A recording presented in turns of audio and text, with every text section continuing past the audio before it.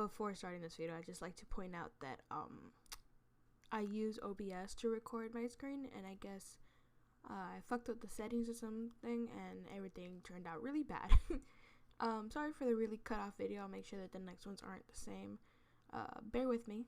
I'm new to this, and that's all I have to say. Welcome to my basement. My name is Jazz, and today, instead of being joined by Toaster Ted and Not a Gay Frog, I'm joined by my other friend, Pretty Gay Microwave. Why, hello there.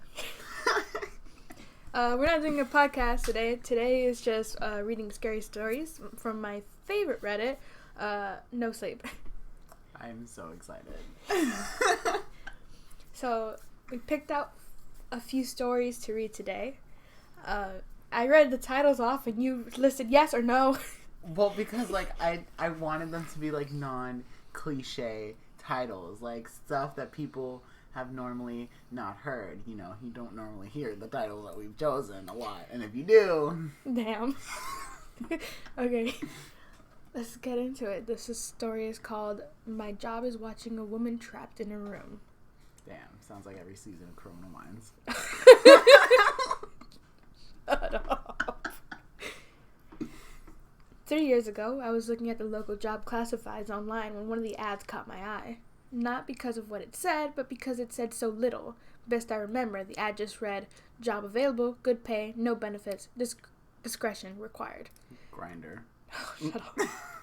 It then listed an email address that was all. Okay, I expected more from that. At the time, I was managing a music store, but I had already started hearing rumors we would be shutting down within the next year, and the likelihood of a transfer to another store was slim. COVID.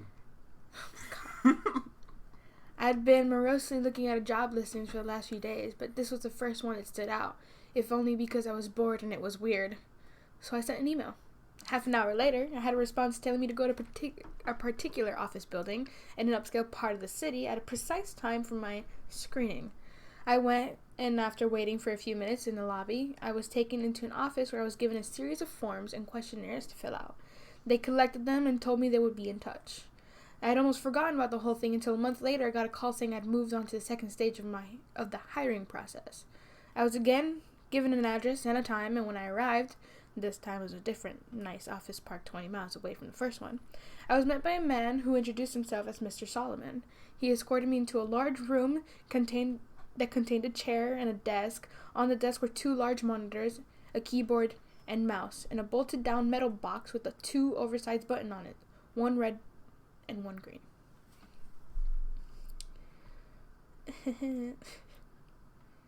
He told me this room was a model for the place I would be working if I took the job. He described the job as follows. I would be working 7 shifts of 6 hours every week. My job would be simple. I would arrive at the work 10 minutes early and enter an outer area that was like a locker room. I would have my own personal locker. I would store all my belongings in the locker, change into the provided work clothes. I was never under any circumstances to carry any item of my own into the surveillance room. I was never under any circumstances to take any item with me from the surveillance room. Now that's odd. As for what I was to do in the surveillance room, I was told that the monitor on the left would constantly show live stream from a high-definition camera in a remote location. My job was simply to watch the camera. Once an hour, I would get onto the computer, attach the right monitor, and enter a brief vlog describing anything interesting that occurred in the last hour. I would have no pens or pencils or paper, and I should never try to take any kind of written notes about the work. As for the red and green buttons, the red button was only to be used if there was an emergency. This meant something on the video or in my workspace that required outside help. The green button was to be hit if I saw something on the video feed that was particularly noteworthy. It would tell other people somewhere that, at least in my opinion, something interesting was going on. Solomon stressed that while I was given discretion on when to use this button, I should err on the side. Ear. I always mispronounce that. I should err on the side of only using. No, it's an actual word. No, I know. Like ire. I should err on the side to only using it if and when something of real significance occurred. He pointed out that the camera on the ceiling of the room we were in, he said the real room would be the same. My work would be observed, and other people were watching the room on the video feed as well. He said I was only a redundancy in case other systems failed. He then smirked and asked if I knew what he meant by redundancy. I nodded, trying not to show my irritation. I didn't talk that good to people, so sometimes they think I'm dumb. That's okay. Oh, Let them think that if he paid me good enough. That sounds like me. The pay was very good. $35 an hour. Whoa. I'll I'll do that job. This worried me. I was already thinking this was some kind of psych experiment or secret government job, which I was okay with. But the kind of money to sit and watch a screen? My mom always told me that if something seems too good to be true, it probably is. And this was seeming too good to be true. I asked if I was going to be doing anything illegal. Solomon laughed and said no. I asked if anyone was going to get hurt. Again, he shook his head no. He said the reason they were paying so much was because they needed employees that were motivated to be professional and discreet. The work they were doing was important, and the various reasons it couldn't be discussed. If I took the job, I would have to sign papers promising I would never discuss my work there, or I could be sued or locked up. I'm only breaking that now because of everything that's happened. Uh-oh. So I took the job, and because they wanted me to start right away, I had to quit the store with no notice. I felt bad about that, but I was excited about the new job too. It was a lot of money, seemed like easy enough work, if a bit boring. I was never nervous that there was something more to it, but I told myself that I would just have to see. No point in chickening out and wasting a good chance because I let my imagination go crazy.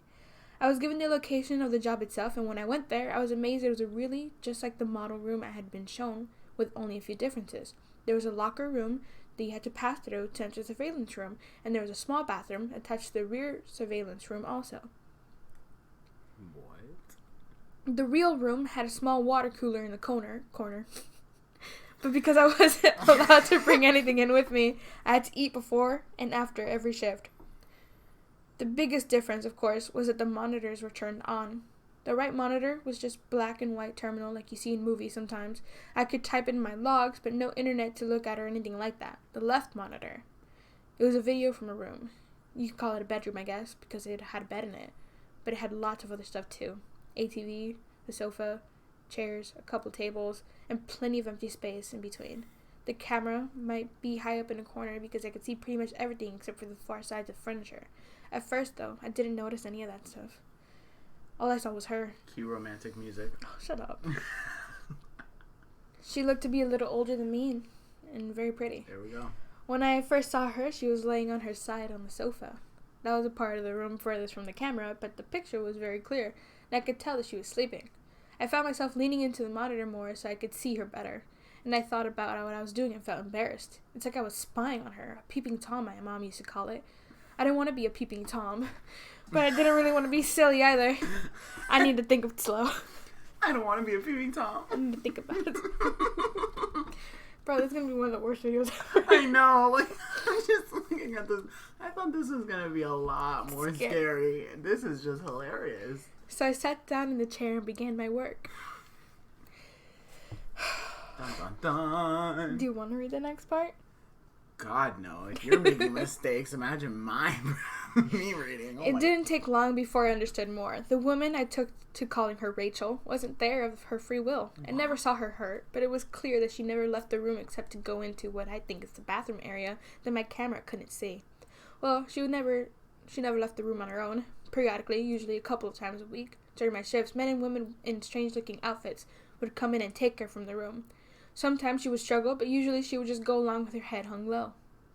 They would always bring her back, though. The times when she wasn't brought back during my shift were always the worst for me. I would worry about her until I got to work the next day and saw her in the room watching TV or painting. She never looked hurt or even that upset from when they took her, and even when she fought, they were always gentle with her. So he thinks. Still, I knew something was wrong. I considered quitting the job or hitting the red button and getting someone to come so I could get some answers, or calling the police and showing them what the camera was showing me. Except I was scared. Scared of losing my job and scared of what these people might do to me if I quit or told on them. Someone had told me that when I took the job, the part of being discreet was not asking questions. I would never be asked to do more than I had already been told, but I could never tell anyone what I did or saw, and I could never ask questions about what I was doing or why. So I made excuses. It was all an experiment. She was crazy or sick and they were trying to help her. She was doing a job just like I was. Or she was really a prisoner somewhere. At least I was watching to make sure that she was okay. If they ever tried to hurt her, or I saw that she didn't really want to be there for sure, I could get help then. In a way, I told myself I was helping to protect her by watching. I don't expect you to think much of my excuses. I don't think much of them myself, especially now. But in my defense, when things changed, I didn't ignore it or try to explain it away. I knew something had to be done. The whole thing is, why name her Rachel? Maybe she looked like Rachel. Maybe she looked like Jennifer Aniston. You know what? We need a profile Look at the victimology. Oh, Jesus. Rachel would usually paint for an hour or two every day, and it seemed to always be during my afternoon shifts. The room had no windows as far as I could tell, but I guess she either used a clock or her own body's time to keep a kind of schedule. I always liked to watch her paint, the thing she was painting always facing the wrong way for me to see it, but I could see her face as she worked. She always looked peaceful and happy when she was painting. And seeing her that way, smiling serenely from time to time as she got something the way she wanted it, always made my day. I first noticed something was wrong when she started painting more frequently a few weeks ago. Her expression was more focused and serious. There was a tension in her movements that I wasn't used to seeing. At first I thought she was just really trying to work hard on something, and I wanted to tell her not to worry. Every few weeks the others would come in and take the old paintings out anyway, bringing in a new stack of, I think would be the word is canvas. But it was more than her being focused. Something was wrong. She didn't look happy, and she was going for hours at a time. In the span of 3 days she had finished 4 paintings. I had been growing more and more worried watching her work, and when she finished the 4th, I found myself telling her just stop and rest a while. I had grown accustomed to talking to the monitor, talking to her in my own way, but she didn't stop. Instead, she began moving the paintings, arranging them on the back and seat along the sofa as far into the room. This was the first time I had gone to see any of the paintings. Even when the others were taking them out, they always seemed to be turned away from the camera. I was still worried about her, but I was also happy to finally see something she had worked on, happy and amazed. They were beautiful. One was a beautiful green forest, another was an old stone well, a third was a house sitting alone on a small island, the last was an old-fashioned looking moving theater. All of them looked like something out of a dream. Aww. With trailing lines of color mixing in the air around them like leaves caught in the wind. It was only when I looked close that I realized the lines of color weren't random. They were words. Easy to miss if you weren't looking close, and by themselves, they didn't seem to mean much.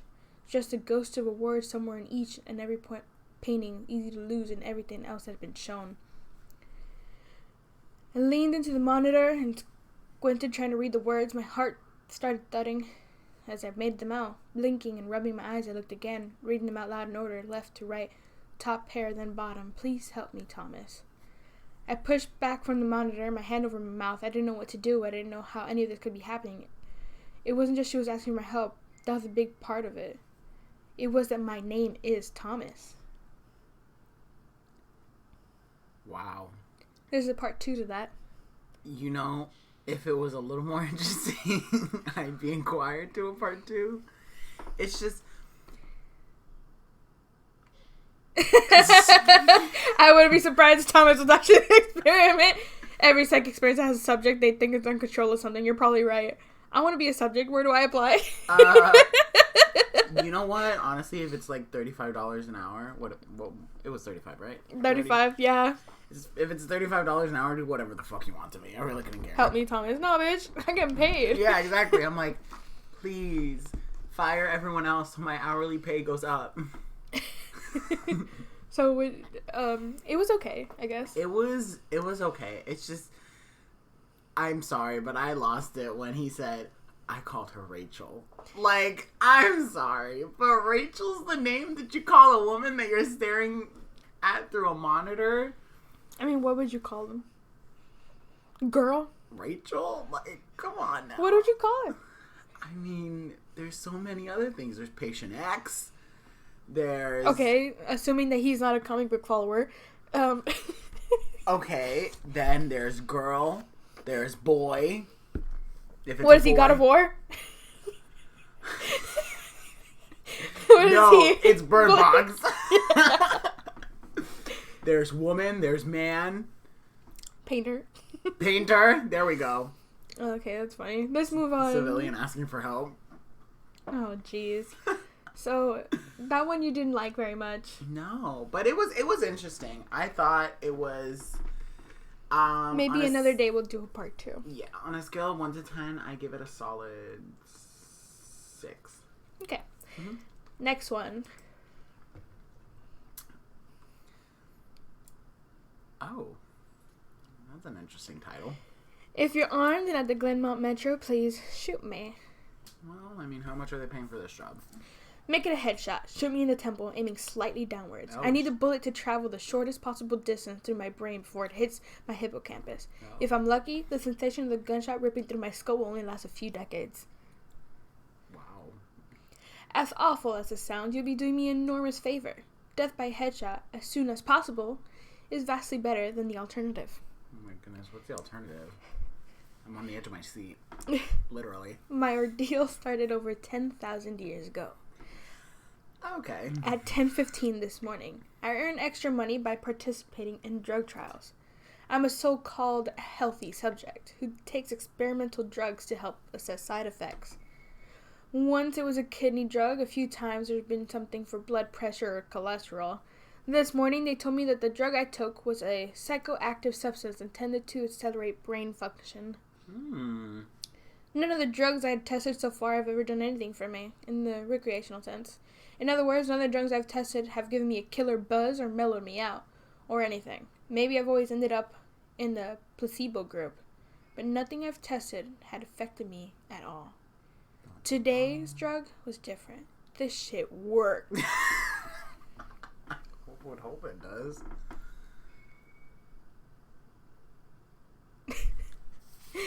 They gave me a The pill. silence. So that you I had could... to make sure. Jeez. They gave me a pill at 10:15 and told me to hang out in the waiting room until they called me back for some tests. Only about 30 minutes. The research assistant told me. I flopped onto the waiting room couch. I'm sorry. What? I flopped into the waiting room couch and read a few articles from a copy of Psychology Today that was sitting on the coffee table. They hadn't called me back when I finished the Psychology Today, so I picked up a U.S. News and read it cover to cover. Who the fuck reads a U.S. News cover to cover? Then I read an old Scientific American. Oh my god. What was taking them so damn long? Can you read these little thoughts, please? I sluggishly turned my head to look at the wall clock. It was only 10:23 a.m. I had read all through magazine in 8 minutes. I remember thinking this was going to be a long day. I was right. The waiting room had a little bookshelf with some used hardcovers on it. When I stood up to walk to the bookshelf, it felt like my legs barely worked. It's not that they were weak, they were just slow. It took a full minute just to stand up off the couch. After And you another flopped on minute it. another minute to take 2 steps to the bookcase. I scanned the old books on the shelf, picked out a copy of Moby Dick. Why? What is Why this? not? I'm sorry, but... My arms had the same problem as my legs. Just reaching 1 foot in front of me to grab the book took a long time.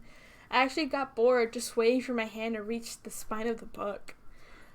I slogged back in the couch and collapsed onto it in a slow motion fall that reminded me of the low gravity hops of astronauts on the moon.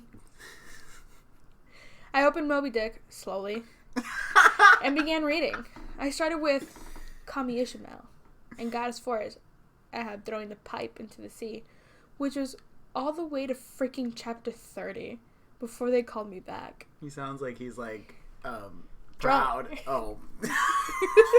That too. Like, I got to chapter 30, okay? No, he's saying he's fucking tired of waiting. How are you feeling? The research assistant asked me. I feel slow, I said. Actually, it's the other way around. Everything seems slow because you're so fast. But my legs, my arms, they're moving in slow motion. Your body seems like it's moving slowly because your brain is fast. Your brain is running 10 or 20 times faster than normal. You're thinking and perceiving reality at an accelerated pace, but your body is still constrained by the laws of biomechanics. Frankly, you're moving so much faster than a normal person. She fanned her mind in jogging notion, but your brain is running so much faster right now that even your fast walk seems very slow to you. Wow. So he's like the Flash in his mind, but... I thought about my slow motion flop onto the waiting room couch. Even if my muscles had slowed down, my body would still react to gravity the same way. But in the waiting room, I even fell in slow motion. Slow muscles couldn't explain why gravity seemed weaker. My brain was going to warp 10. That's how I managed to read 3 magazines and first 30 chapters of Moby Dick in 15 minutes. Oh my gosh. They ran a series of tests on me. The physical tests were fun. They made me juggle 3 balls, then 4, then 6. I had no problem keeping 6 balls in the air because they seemed to be moving so slowly. It was boring, frankly, waiting for each ball to fall through its arc so I could catch it with my slow motion hands and toss it back into the air. They threw Cheerios in the air and I caught them with chopsticks. They dropped a handful of coins and I counted the value before they hit the ground. The cognitive tests were less fun, but very illuminating. Finish 50-word search, 3 seconds. Solve an intricate maze drawn onto a poster-sized paper, 2 seconds. View a slideshow projected at 10 images per second and answer detailed questions about what I saw. 95% correct. Nice. Nice, boy. Better than I could do on any of my tests in high school. They told me I measured over 250 on the Knopf scale. Apparently, that's deep into the superhuman range of thinking speeds. They even sent me home. It'll wear off in a few hours, they said. Which will seem like days to you. Try to be useful with residual effects to get some work done. Catch up on work emails when you're still high on speed mode. Wow. The ride home was horrible. It was only 3 metro stops in a real-world time. It took about 35 minutes, but in my drug-accelerated hyper time, it felt like days. Days. Just walking out of the medical research suite to the elevator seemed like it took an hour. I sprinted out of the office, willing my legs to push me faster, but the laws of biomechanics held me prisoner. As accelerated as my brain was, I couldn't do anything to make my legs work faster. Maybe you should use that brain and figure it out, you know? Damn. What was that? Me. The huge disconnect between my body and mind made it extremely difficult to judge how and when to slow down, turn, or rotate my body. I had basically turned into a giant slow-motion spaz. I misjudged my speed and rammed into a wall by the elevator button, but a pretty good speed. Even though I could see the wall coming at me, I couldn't make my finger stretch to hit the elevator button, move away fast enough, and jammed it against the wall hard. Ow. The pain was intense. If my brain had been running at regular speed, it probably would have been hurt for 30 seconds or so. But in my accelerated state, the intense pain seemed to last for half an hour, 45 minutes maybe. Oh my gosh. The elevator ride was horrible. It felt like I spent 4 or 5 hours just descending 7 floors with nothing to look at but the interior of the elevator car. Oh, I hate that thought. Like, ugh. I sprinted to the metro station. I have to admit, this part was almost fun. Even though my body moved at what seemed to be super slow speed, I could still carefully choose how and where to place my feet, swing my arms, and turn my torso. It only took a block or two to getting used to having a brain that ran 24 times faster than my body. Then I basically sprint danced the rest of the way, twisting and jerking between people on the sidewalk and dodging moving cars with inches, aka minutes, of clearance. Dang, so he's really is the Flash in his mind. You're an idiot. I spent an hour in my time frame descending into the subway and running to the platform. Endless tedium waiting the 6 minutes for the red line train to arrive. Although there was more to look at on the metro platform than inside the elevator, it was still intensely boring. I should have stolen that copy of Moby Dick. The red line train roared in the station in slow motion. The normally high-pitched squeal of its brake was frequency shifted to my high-speed mind to a long, low tone, like monotone tuba solo. No. It wasn't just a squealing subway train that was 3 octaves lower than normal. All the sound was slowed to the point of near inaudibility. Voices were gone, shifted below the threshold frequency of my hearing. I did manage to hear a screaming baby on the subway car. Her shriek slowed down to like whale songs.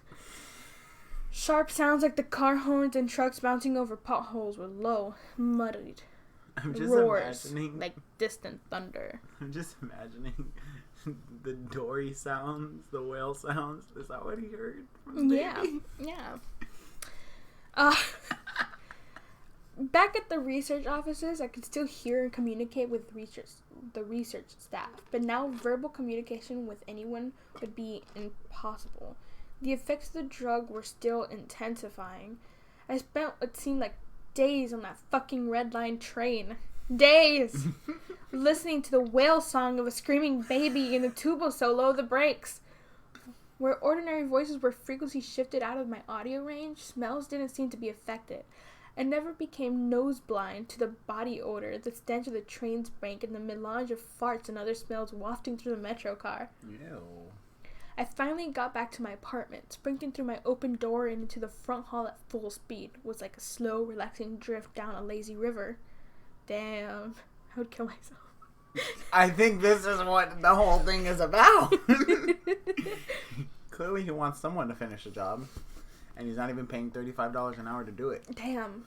I was relieved to be home. At least I had stuff I could do there. I picked up the book I was reading, 100 Years of Solitude, and finished it. Despite turning the pages so quickly that I tore many of them, it seemed like most of the time I spent finishing the book was spent on page turning and not actually reading. 3 minutes had passed since I'd got home.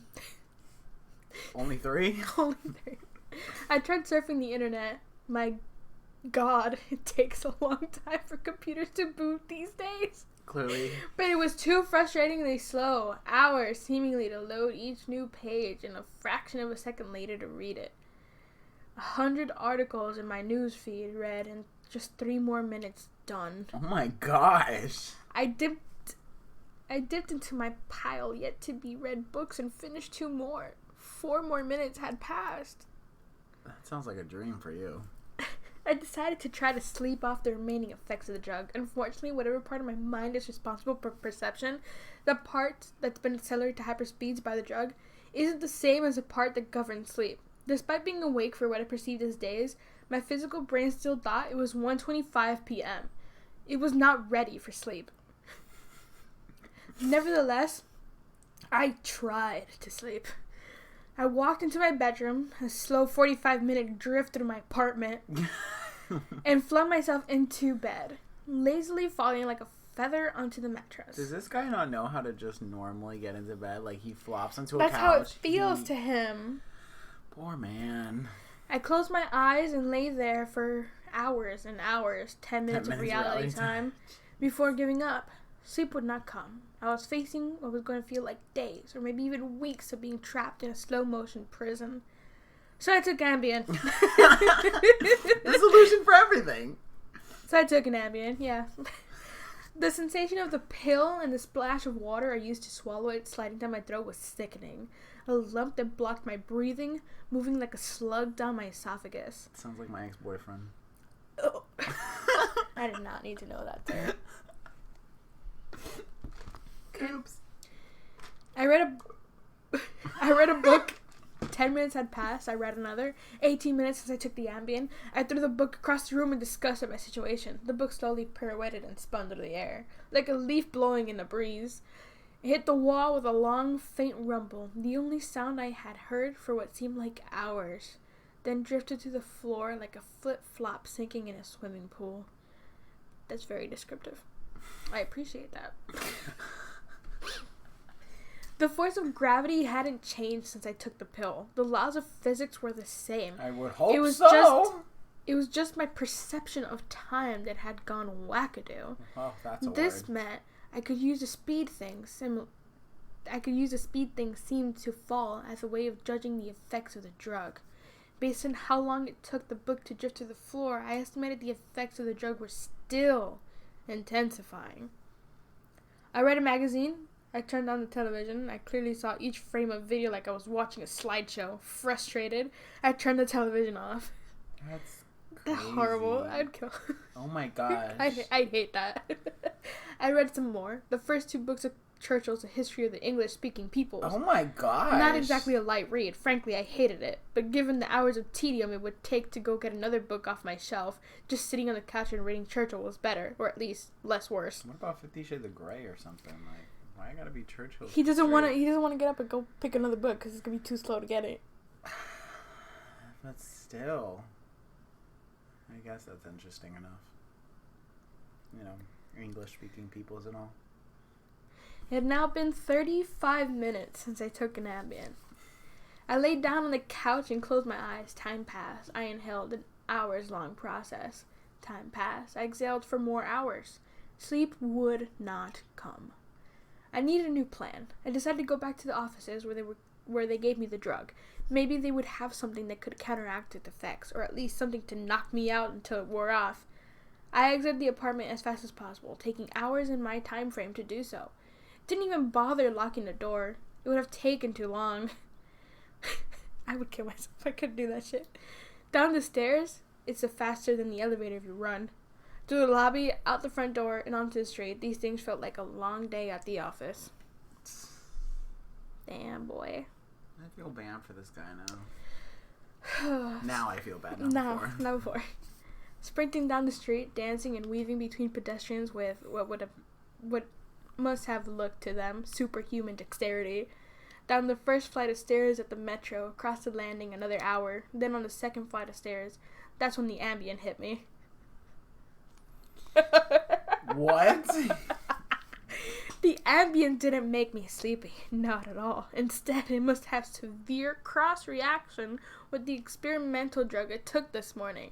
I was bounding down the second flight of stairs, moving in slow motion, but still making perceptible progress. Then, wham! Everything stopped. The dull roar of the street and metro noise ceased, replaced by the most perfect silence I've ever experienced. My download motion seemed to be completely freeze. Before the Ambien kicked in, my perception of time was maybe a few hundred times slower than real time. After the Ambien took effect, time moved thousands of times slower. Every second seemed like days to me.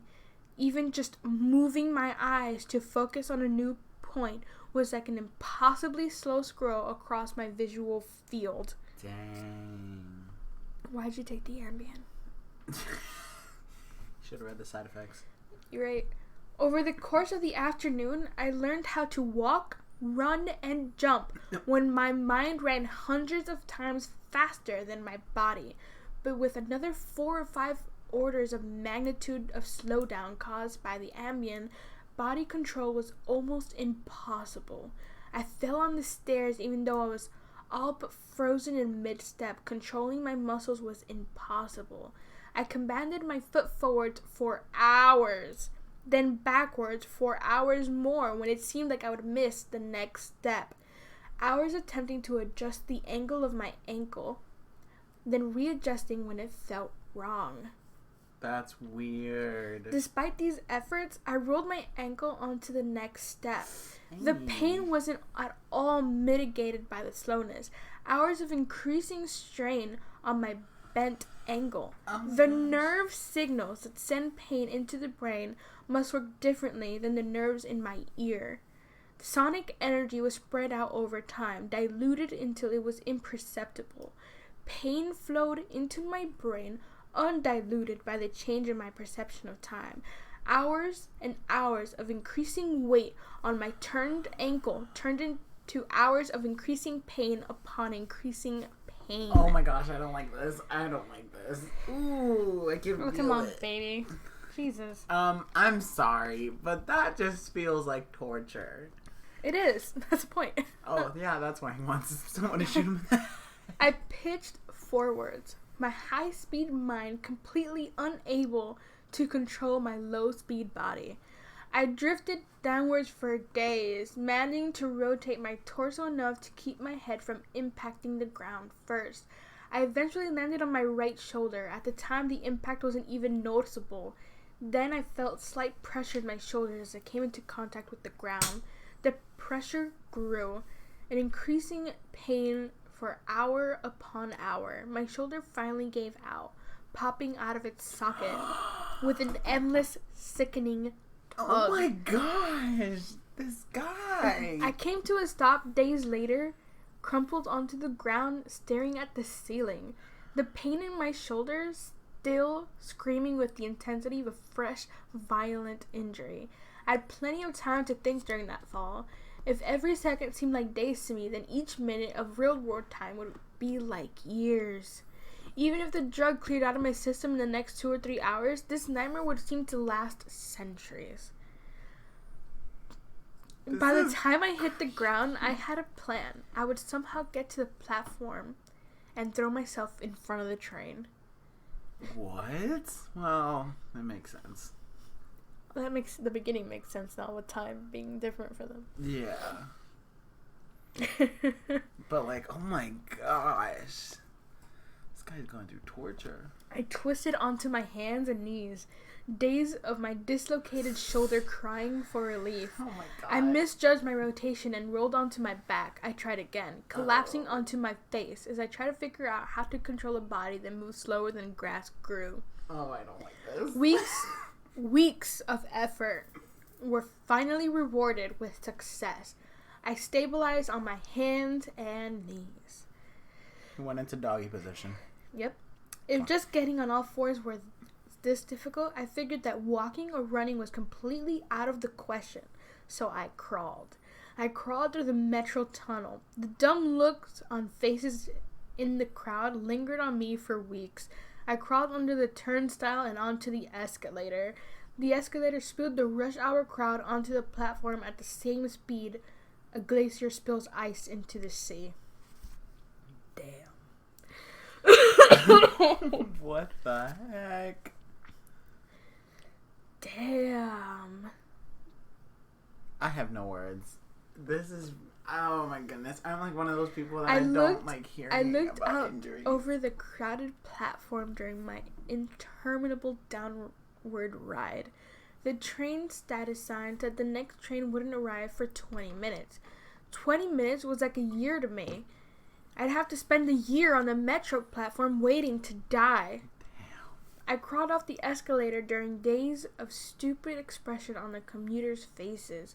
I crawled a few feet to a concrete bench and curled up next to it, trying to find a position to lessen the pain in my shoulder. Then my problem with time got worse. Impossibly worse. How could this get worse? Oh my gosh. The massive slowdown on the stairs was just the beginning of the interaction between the experimental drug and the Ambien. It fully hit me when I was curled up by the bench. I blinked. Years of darkness followed. What? Sound was already gone, and with my blink, sight was gone as well. All that existed was the pain from my fall.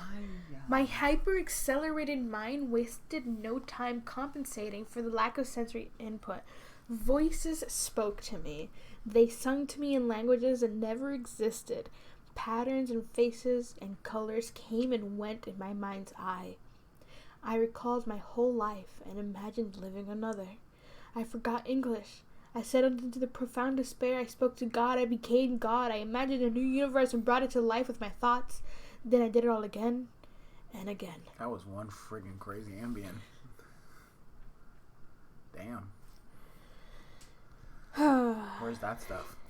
My eyes opened with the geologic slowness of faint glow. Weeks, a set of light. Weeks, a narrow view of the metro platform. Ankles of the commuters near me and an advertisement on the opposite wall. I extracted my phone from my pocket. A project that spanned decades. How can I even explain the boredom? The pain in my shoulder is nothing compared to the boredom. Every thought I can think, I have thought hundreds of times already. The view of ankles in advertisement never changes. Never. The boredom is so intense it's tangible, like a solid object of metal and stone wedged into my skull. Inescapable. Whoa. Dude, come on. I actually do start feeling sad. I'm starting to feel sad for this guy.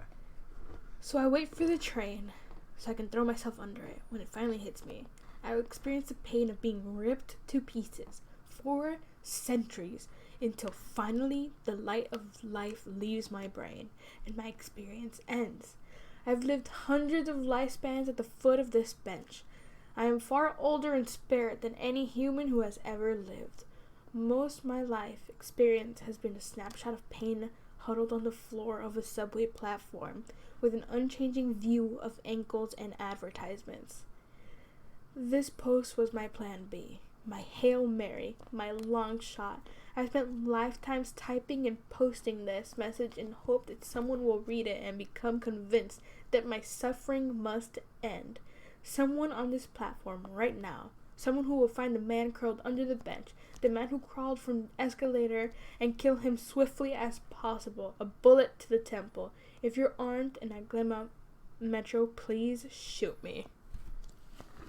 You heard it from here. You heard it here, folks. You know, shoot him. I feel real. That's actually kind of scary to me. That's like a real life kind of scary. Like, could you imagine somebody making something like that, and then like you have to go through all of that? That's terrifying. It really is. Like, that's a real life scary situation.